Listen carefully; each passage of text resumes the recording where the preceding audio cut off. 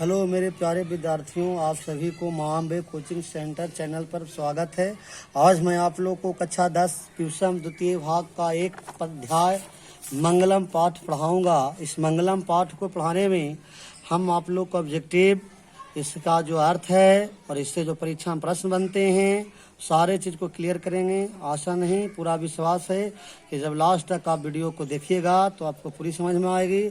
और आप कमेंट करके ज़रूर बताइएगा कि अच्छा लगा कि नहीं। अगर अच्छा लगेगा तो इस वीडियो को 10वां के विद्यार्थी तक पहुंचाने का कृपा करेंगे ताकि उनका भी भलाई हो। और अगर कमेंट करते हैं अच्छा लगता है तो हम आगे भी वीडियो बनाएंगे। तो देखिए, मंगलम का एक जो पाठ है, मंगलम लिखा हुआ है। इस मंगलम का अर्थ होता है कल्याणकारी। क्या होता है? कल्याणकारी। हम लोग देखते हैं कार्ड पर छपा हुआ लिखा रहता है मंगलम भगवान विष्णु, मंगलम गरुड़ध्वज, मंगलम पुंडरीकाक्ष, मंगलाय तनो हरि। इसका मतलब होता है कि हे विष्णु भगवान, मेरा जो सकल कार्य हो रहा है वो सब सफल हो। तो मंगलम जो है उसका कल्याणकारी अर्थ होता है। इसमें 5 मंत्र है, पांचों का हम लोग अर्थ कवर करते हैं। उसके बाद जो से ऑब्जेक्टिव बनेगा वो चीज़ें हम लोग कवर करेंगे।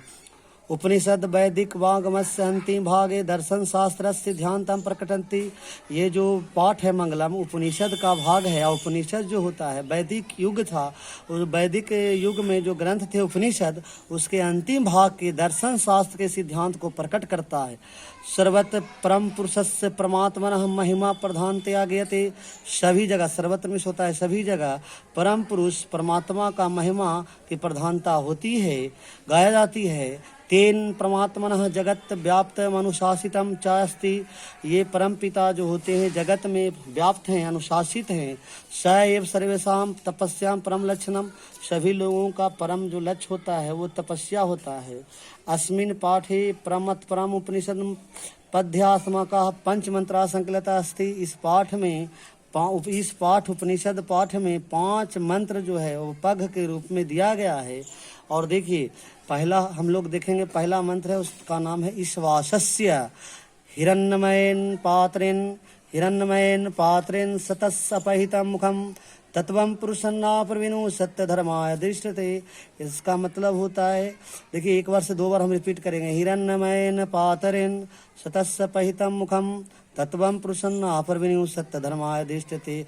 इसे जो मंगलम पाठ में जो प्रथम मंत्र है, इस मंत्र में सूर्य भगवान से प्रार्थना किया गया है कि हे सूर्य भगवान, आज जो सत्य का, देखिए सतस अपहितम मुखम, सत्य का जो मुख है अपहितम ने ढका हुआ है, हिरण्मयेन पात्रेन सोने रूपी आवरण से, सत्य का मुख सोने रूपी आवरण से ढका हुआ है। इसीलिए हे सूर्य भगवान, आप इस सोने रूपी आवरण को हटाकर सत्य धर्माय दृष्ट रहे, सत्य धर्म की रक्षा करें। अर्थात आप लोग देखते होंगे कि आज के डेट में सत्य का नाश हो रहा है, तो उस सत्य को बचाने के लिए सूर्य भगवान से प्रार्थना किया गया है। सभी के अंदर जो लोभ व्याप्त है, उस लोभ को ही सोना रूपी आवरण माना गया है। लोभ में ही लोग झूठ बोलते हैं। तो यानी इसमें कहा गया सूर्य भगवान से कि मनुष्य के अंदर जो लोभ है, जो झूठ बोलते हैं, उसको दूर किया जाए। तो हिरण्मयेन पात्रेन सतस्सपहितं मुखम के मतलब हुआ सत्य का मुख जो है सोने रूपी आवरण से ढका हुआ है। इसलिए हे सूर्य भगवान, आप सोने रूपी आवरण को हटाकर सत्य धर्म की रक्षा करें। दूसरा देखेंगे, दूसरा मंत्र के नाम है कंठ। अनोर्नयान महितो मह्यान आत्मस्य जंतो निहितो गुहायाम तमः क्रतु पश्यति वित्तशोको धातु प्रसाद महिमानाम आत्मनः। अनोर्नयान महतो मह्यान आत्मस्य जंतो निहितो गुहायाम तमः क्रतु पश्यति वित्तशोको धातु प्रसाद महिमानाम आत्मनः। इस पाठ में इसमें सत्य के बारे में बताया गया, जबकि इसमें आत्मा के बारे में बताया गया है। आत्मा के बारे में बताया गया है कि आत्मा छोटा से छोटा है और बड़ा से बड़ा है।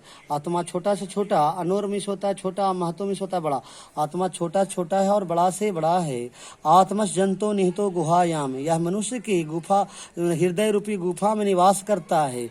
तमः कश्यु वित्त शोक पश्यति वित्त को, जो मनुष्य शोक को छोड़ करके प्रसन्न भाव से रहता है, वह ब्रह्मा की कृपा से आत्मा को प्राप्त कर लेता है। अर्थात देखिए, आत्मा छोटा छोटा बड़ा से बड़ा कैसे होता है वो समझेंगे।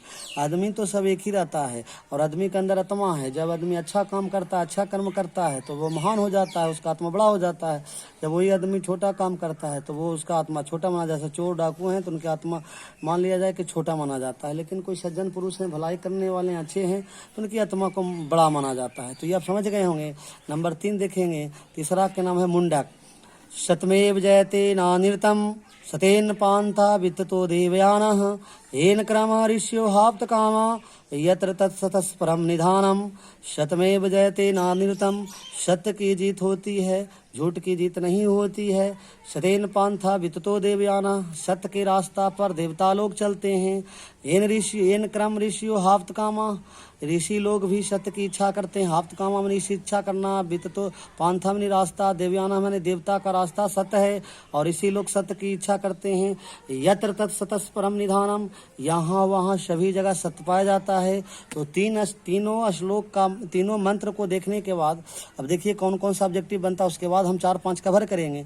जैसे आपको पूछ दिया जाएगा कि सोने सत्य का मुख किससे ढका हुआ है, तो सोने रूपी आवरण से। हिरण्मयन पात्रेन, जब आपसे पूछा जाए कि सूर्य भगवान से किसकी रक्षा करने के लिए कहा गया था, सत्य धर्म की।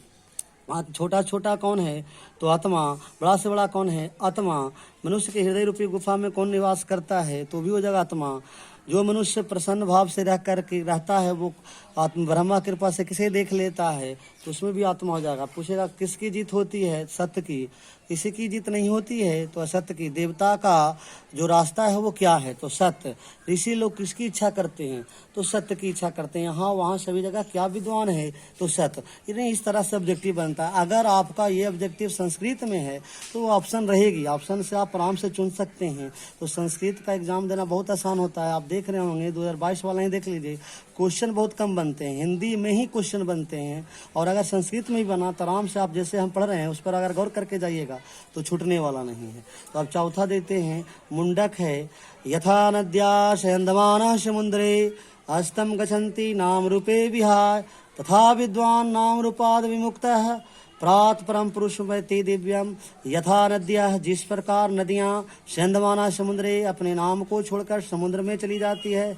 अस्तम गच्छन्ति नाम रूपे विहाय, अस्तम गच्छन्ति चली जाती है, नाम रूपे विहाय, विहाय में छोड़कर, अपने नाम को छोड़कर। जिस प्रकार नदियाँ अपने नाम को छोड़कर समुद्र में चली जाती है, ठीक उसी प्रकार विद्वान पुरुष अपने नाम को छोड़ करके दूसरे श्रेष्ठ और परम पुरुष को प्राप्त कर लेते हैं और अपने से महान बन जाते हैं। यानी जब देखिए, जब नदी अपने नाम को जब समुद्र में मिलती है तो अपना नाम उसका खत्म हो जाता है, लेकिन क्या उसका गुण घट जाता नहीं, उसका गुण बढ़ता है। जैसे गहराई चौड़ाई बढ़ जाती है, तो जिस प्रकार से नदियाँ अपने नाम को छोड़कर जब समुद्र में बढ़ती है तो उसका गुण बढ़ जाता है। तो उसी प्रकार से जो विद्वान पुरुष हैं वो अपने नाम को छोड़कर जब अपने से श्रेष्ठ और दिव्य पुरुष को प्राप्त कर लेते हैं तो उनमें और गुण बढ़ जाती है, गुण कमती नहीं है। अब आगे 5वां लास्ट देखेंगे, ये है श्वेताश्वत्तर मंत्र। वेदामहितं पुरुषं महांतं आदित्यवर्णा तमसः परस्तात् तमेव विद्यातीति मृत्युएति नान्यः पंथा विधते अनाय। इसमें देखिए विद्वान पुरुष के बारे में बताया गया। इसमें भी महान पुरुष या विद्वान पुरुष कह सकते हैं, महान पुरुष के बारे में बताया गया है, और इसमें भी विद्वान पुरुष के बारे में बताया गया है।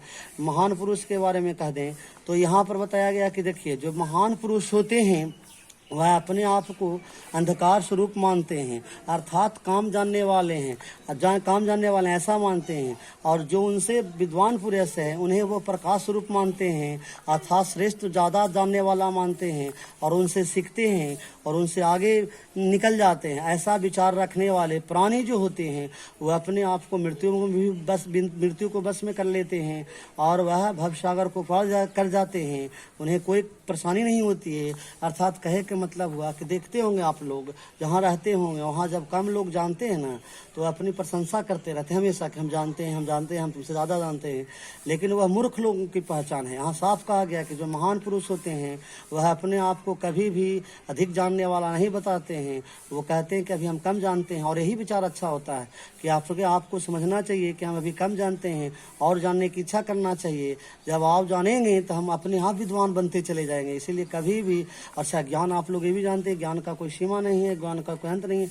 इसलिए विद्वान पुरुष, जो महान पुरुष होते हैं, अपने आप को कम जानने वाले अंधकार स्वरूप समझते हैं और दूसरे को श्रेष्ठ पुरुष को अपने से अधिक जानने वाला मानते हैं और उनसे सीख करके उनकी ज्ञान के बदौलत ही वो अपने भव सागर को पार कर जाते हैं। और ऐसे विचार रखने वाले लोग मृत्यु को भी बस में कर लेते हैं। अब इसका क्वेश्चन जरा देख लेते हैं, क्या क्या क्वेश्चन बनता है हिंदी में भाई, तो जरा ध्यान से सुनेगा। और उसका अगर आप हमारे वीडियो को आगे पीछे करके अर्थ को ध्यान से सुनते हैं तो अर्थ को आप आराम से उत्तर को लिख सकते हैं। जैसे क्वेश्चन बनता है कि आत्मा के बारे में मंगलम पाठ में क्या बताया गया है, या आत्मा क्या है, आत्मा के स्वरूप को बताइए, तो आत्मा वाला इसमें से लिख दीजिएगा। जब आपसे पूछा जाएगा कि सत्य क्या है, देवता लोग का रास्ता क्या है और सत्य कहाँ पाया जाता है, तो इससे लिख दीजिएगा। जब आपसे पूछा जाए कि विद्वान पुरुष के बारे में मंगलम पाठ में क्या बताया गया, तो इससे आप लिख दीजिएगा। जब आपसे पूछा जाए कि महान पुरुष मृत्यु को कैसे बस में कर लेता है या मृत्यु पर कैसे विजय प्राप्त कर लेता है, तो इससे लिख दीजिएगा। आप देखे होंगे 2022 में इसे बना भी क्वेश्चन था। तो बस हम आशा करते हैं अच्छा लगेगा। जय हिंद दोस्तों।